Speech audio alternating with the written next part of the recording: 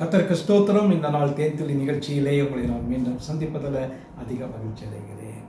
சந்தோஷமாக இருக்கிறீங்களா? நாம் ஆண்டவருக்குள்ளாக வாழ்கின்ற வேளையில் நமக்கு எப்பொழுதும் சந்தோஷம், சமாதானம், ஒரு நல்ல ஒரு ஆரோக்கியமான ஒரு வாழ்க்கை நமக்கு கிடைக்கும். இந்த நாளில் அப்போஸ்தலனாகிய பவுல் ரோமருக்கு எழுதின நிருபம் 8ஆம் அதிகாரத்தில் ஒரு வசனத்தை சொல்லுகிறார். 28வது வசனத்தில் பார்க்கிறோம், அன்றியும் அவருடைய தீர்மானத்தின்படி அழைக்கப்பட்டவர்களாய் அவரிடத்தில் அன்பு கூறுகிறவர்களுக்கு சகலமும் நன்மைக்கு ஏதுவாய் நடக்கும், சகலமும் நன்மைக்கு ஏதுவாய் நடக்கும் என்று இந்த வசனத்தில் பார்க்கிறோம். ஆகவே கிறிஸ்துவுக்குள் பிரியமானவர்களே, நீங்களும் நானும் யாரு? தேவனுடைய தீர்மானத்தின்படி முன்குறித்து தீர்மானத்தின்படி அழைக்கப்பட்டவர்கள்.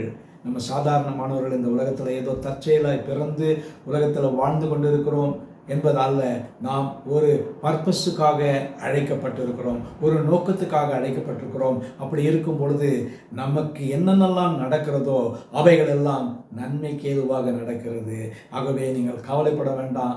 ஒரே ஒரு காரியத்தை மட்டும் நம்ம மனதில் முழு நிச்சயமாய் நினைத்து கொள்ள வேண்டும். இந்த உலகத்தில் வாழ்ந்து ஜீவித்து கொண்டு இருக்கிற நமக்கு எது நடந்தாலும் அது நன்மைக்காக நடக்கும் என்று அப்போஸ்தலனாகிய பவுல் மிக தெளிவாக சொல்லியிருக்கிறார். ஆகவே அன்றியும் அவருடைய தீர்மானத்தின்படி அழைக்கப்பட்டவர்கள். நீங்களும் நானும் அவருடைய பிரதானமான தீர்மானத்தின்படி அழைக்கப்பட்டவர்களுக்காக இருக்கிறபடியினாலே அவருக்கு நன்றி செலுத்துவோம், அவரை நாம் பின்தொடருவோம், அவருக்கு உள்ளாக நாம் வாழ்வோம். அப்படி செய்வோம் என்று சொன்னால் நமக்கு எந்த காரியங்கள் எதிர்பட்டு வந்தாலும், எதிர்மறையான காரியங்கள் இருந்தாலும் அவற்றை சகலத்தையும் நன்மைக்கு எதுவாக திருப்பக்கூடியவர் நம்முடைய தேவன்.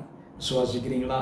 இந்த நேரத்தில் அந்த நல்ல தேவன் நம்மோடு கூட இருக்கிறார், நம்மை வழி நடத்துவார். இந்த நாளில் மட்டுமல்ல, இனி வரும் நாட்களிலும் நம்மை வழி நடத்த அவர் வல்லவராக இருக்கிறார். நல்ல ஆண்டவரே, எங்களுடைய முன்குறித்து தெரிந்து கொண்ட நல்ல தெய்வமே, இந்த வேளையில் கூட நாங்கள் ஆண்டவரே உம்முக்குள் வாழ்ந்து கொண்டிருக்கிற வேளையில் எங்களுடைய எல்லா காரியத்திலும் ஒரு ஆசீர்வாதத்தை கட்டளையிடுங்க. சகலமும் நன்மைக்கு ஏதுவாய் நடக்கும் என்று சொல்லியிருக்கிறீங்க ஐயா.